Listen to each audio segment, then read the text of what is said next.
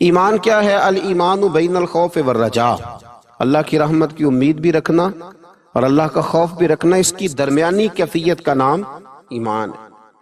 اللہ سے ڈرتا بھی رہے، احساس بھی پیدا کرے کہ کہیں میرا مالک ناراض نہ ہو جائے، لیکن نا امید نہ ہو۔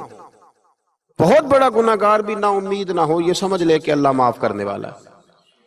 اللہ کی رحمت کی امید بھی رکھنی ہے، وہ رحیم و کریم بھی ہے اور وہ جبار اور قہار بھی ہے، لیکن اب یہاں رحمت کی بات بھی کر دی، یہاں عذاب کی بات بھی کر دی۔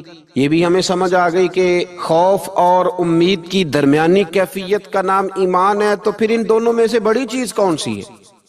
تو میرے رسول کریم صلی اللہ علیہ وسلم نے ارشاد فرمایا، یہ بخاری مسلم میں حدیث ہے، حضرت ابو ہریرہ سے روایت ہے، قال رسول اللہ صلی اللہ علیہ وسلم کہ رسول اللہ صلی اللہ علیہ وسلم نے فرمایا، لما قضى اللہ الخلق كتبا کتابا فهو عنده فوق عرشه۔ حضور صلی اللہ علیہ وسلم فرماتے ہیں اللہ تعالیٰ نے جب مخلوق کو پیدا فرمانے کا فیصلہ کیا تو ایک تحریر لکھی تھی، ایک تحریر لکھی جو رب کے پاس عرش کے اوپر موجود ہے۔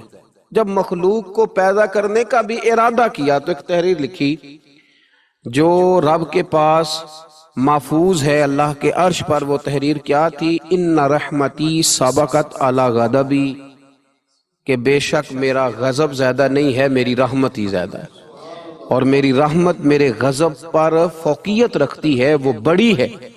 تو یہ تو اس وقت اللہ نے جب مخلوق کو پیدا کرنے کا ارادہ کیا تو اس وقت ہی فرما دیا تھا کہ میری رحمت میرے غضب پر غالب ہے۔ تو اللہ سے ڈرنا بھی ہے، اللہ کی رحمت کی امید بھی رکھنی ہے، لیکن ذہن کے اندر یہ بات ڈال لیں کہ اللہ کا غضب زیادہ نہیں، اللہ کی رحمت ہی زیادہ ہے، وہ فضل ہی زیادہ فرماتا، فضل کرنے کو پسند کرتا ہے۔ حضرت شیخ الحدیث مولانا مراج الاسلام صاحب نے ایک جگہ لکھا ہے کہ کسی نے مجھ سے پوچھا ہے کہ قبر میں صرف یہ پوچھا جائے گا من ربو کا ما دینو کا، یہ پوچھا جائے گا تیرا رب کون ہے، تیرا دین کیا ہے، تو نبی پاک علیہ السلام کے بارے میں دنیا میں کیا کہا کرتا تھا؟ اعمال کا حساب نہیں ہوگا، فرشتے پوچھیں گے تو اتنا پوچھیں گے اور پھر اس کے لیے جنت کی کھڑکی یا دوزخ کا دروازہ معاذ اللہ کھلنے کا فیصلہ ہو جائے گا۔ تو کسی نے پوچھا کہ اتنا کیوں ہے، باقی سارے سوال جواب قبر میں کیوں نہیں؟ تو وہ جواب دیتے ہیں، وہ کہتے ہیں کہ جب قحط پڑ گیا نا بہت سارے علاقوں میں، تو حضرت یوسف مصر کے حکمران تھے، تو باقی جگہوں پہ قحط تھا، آپ نے تو خواب دیکھا اور پھر کچھ گندم آپ نے بچا لی۔ تو حضرت یوسف علیہ السلام کے پاس بہت سارے لوگ گندم لینے کے لیے پہنچنے لگے، تو آپ نے رستے میں کچھ چوکیاں بنا دی تھی، پولیس والے کھڑے کر دیے تھے سمجھ لیجئے۔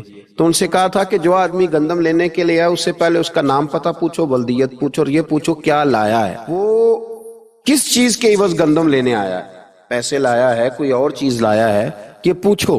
چوکیاں مقرر کر دی۔ بات تو تھا نا کہ میرے بھائی آئیں گے، وہ آئیں گے، حضرت یعقوب کے بیٹے آئیں گے، انتظار تو بھائیوں کا تھا، اگرچہ انہوں نے بڑی زیادتی کی ہے پر ان کو آنا تو ہے۔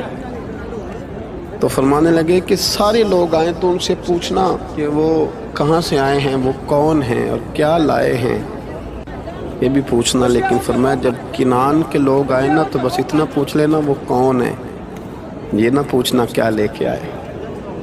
بھائی ہیں نا تو ان کی پردہ پوشی کرنی، ان سے نا بس اتنا پوچھ لینا کہ وہ کون ہے، وہ اگر بتائیں کہ ہم کنعان سے آئے ہیں تو بس اتنا ہی کافی ہے، ان سے پھر اگلا سوال نہ کرنا۔